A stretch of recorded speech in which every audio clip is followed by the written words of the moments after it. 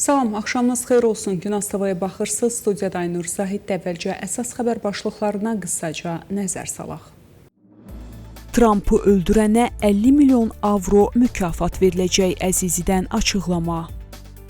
Xi Jinping İrana hərbi texnika verməyəcəyini vəd etdi. İrana qarşı hərbi əməliyyatlar davam edəcək ABŞ prezidentindən açıqlama. CENTCOM İranın raket arsenalı ilə bağlı iddiaları rədd edib. Çin Hürmüz boğazından sərbəst naviqasiyada maraqlıdır.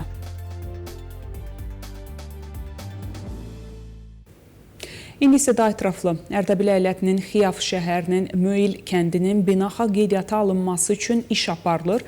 Bu haqda əyalətin Mədəni İrs Təşkilatının rəsmisi Yəhya Nəcar Qabil məlumat yayıb. Moil turizm kəndi 2026-cı ildə dünyanın ən yaxşı turizm kəndləri siyahısına daxil ediləcək İranın 8 namizəd kəndindən biridir deyə o bildirib. Onun sözlərinə görə kəndin imkanlarını ölkə və beynəlxalq səviyyədə tanıtmaq, eləcə də turizm sənayesini inkişaf etdirmək üçün müxtəlif tədbirlər planlaşdırılır və həyata keçirilir. Qeyd edək ki, Moil kəndinin 3000 ildən çox yaşı var və kəndin mərkəzində Moil isti su bulağı, ətrafında tarixi və təbiət abidələrinin olması kəndi Ərdəbil əyalətinin turizm mərkəzləri biri kimi məşhurlaşdırıb.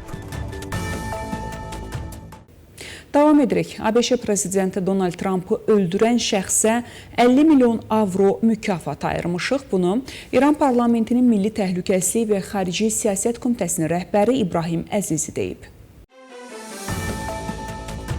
O, hərbi və təhlükəsizlik qüvvələrinin qisas tədbiri adlı plan hazırladıqlarını bildirib. Biz hökumətin bu dini missiyanı yerinə yetirən hər hansı bir fiziki və ya hüquqi şəxsə mükafat olaraq 50 milyon avro ödəyəcəyini proqnozlaşdırmışıq. Donald Trumpı murdar adlandıran Əzizi İranın keçmiş rəhbəri Əli Xamneyinin qanının yerdə qalmayacağını söyləyib. Biz inanırıq ki, ABŞ-nin murdar prezidenti İsrailin pis və mənfur baş naziri və CENTCOM komandanı ilə mübarizə aparılmalı və qisas alınmalıdır. Onların imamımızı şəhid olmasına səbəb olan əməllərinə oxşar cavab vermək bizim haqqımızdır.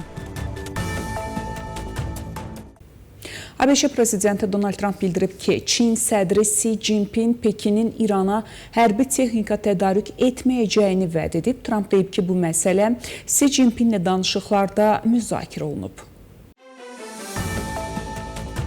O dedi ki, hərbi texnika tədarük etməyəcək. Bu çox ciddi bəyanatdır deyə ABŞ prezidenti bildirib. Trump əlavə edib ki, Çin eyni zamanda İrandan neft almağa davam etmək niyyətindədir. Ağ Ev lideri Donald Trump bildirib ki, Birləşmiş Ştatların İrana qarşı hərbi əməliyyatları davam edəcək. Bu barədə Trump Truth Social sosial şəbəkə hesabında yazıb. Hazırda Pekində dövlət səfərində olan Trump, Çin Xalq Respublikasının sədri Xi Jinpinglə danışıqlarının gedişatını müzakirə edərkən bildirib ki, Çin lideri onu ikinci müddətində qazandığı uğurlara görə təbrik edib. Administrasiyanın nailiyyətləri arasında Trump xüsusilə Venezuela üzərində hərbi qələbəni, onunla inkişaf edən münasibətləri və İranın hərbi cəhətdən məhv edilməsini qeyd edib və əlavə edib ki, bu davam edəcək. ABŞ prezidenti Donald Trump Tehranın Vaşinqtonla razılığa gəlməli olduğunu, əks halda məhv olacağını bildirib. O, bu mövqeyini Fox News-a verdiyi müsahibədə açıqlayıb.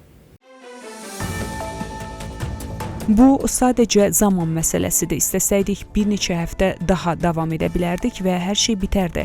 Mən bunu onlarla yaxşı münasibətlər saxlayan bir çox liderin xahişi ilə dayandırdım deyə Ağ Ev rəhbəri bildirib. Amma bu onlar üçün heç nəyi dəyişməyəcək. Onlar artıq bitiblər. Onlar ya razılaşma əldə edə ya da məhv ola bilərlər deyə Trump hesab edir.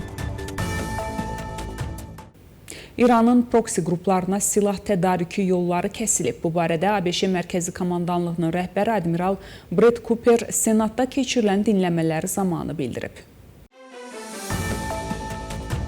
Brett Cooper qeyd edib ki, hazırda İrandan regional müttəfiq qruplara heç bir resurs və ya avadanlıq ötürülmür. Bugün İrandan Həmas, Hizbullah və ya Husilərə heç bir resurs və avadanlıq göndərilmir deyə o qeyd edib. ABŞ Mərkəzi Komandanlığının rəhbəri Admiral Brett Cooper İranın raket arsenalının 70%-dən çoxunu qoruduğu barədə məlumatları etibarsız adlandırıb. O, bu barədə Senatın Silahlı Qüvvələr Komitəsində çıxışı zamanı bildirib. Onun sözlərinə görə ABŞ əməliyyatları İranın yaxın şərqdəki hərbi imkanlarını ciddi şəkildə zəiflədib. Qeyd edib ki, İran artıq geniş miqyaslı hücumlar həyata keçirmək imkanında deyil və müdafiə sənayesinin böyük hissəsi məhv edildiyi üçün bərpa prosesi uzun çəkəcək. Admiral həmçinin vurğulayıb ki, əməliyyatlar nəticəsində Həmas, Hizbullah və Husilər İranın silah və dəstəyindən böyük ölçüdə məhrum olub. Çin, Hörmüz boğazından gəmilərin azad hərəkət etməsində maraqlıdır və yaxın şərqdə sülh istəyir. Bu barədə Pekindəki Amerika nümayəndə heyətinin üzvü olan ABŞ ticarət nümayəndəsi James Greer bildirib. Çin Hörmüz boğazının açıq, heç bir rüsumsuz və hərbi nəzarətsiz olmasını vacib hesab edir. Bu görüşlərdən aydın oldu və biz bunu alqışlayırıq deyə o bildirib. Jameson Greer Çinin İranla münasibətlərə yanaşmasını çox praqmatik adlandırıb. Onlar regionda sülh istəyirlər. Prezident Donald Trump regionda sülh istəyir. Əminik ki, onlar İrana hər hansı maddi dəstəyi məhdudlaşdırmaq üçün əllərindən gələni edəcəklər. Estoniya hökuməti Hörmüz boğazına hərbi heyət göndərilməsi imkanını nəzərdən keçirir.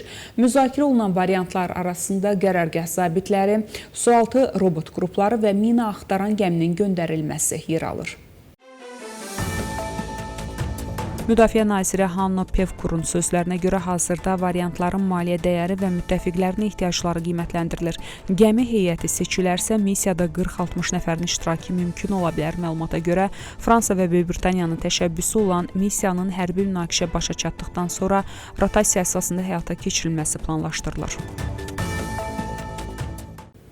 Belə hörmətli tamaşaçılar, bu saata çatdıracağım əsas xəbərlər bunlar idi. Görüşmək ümidi ilə salamat qalın.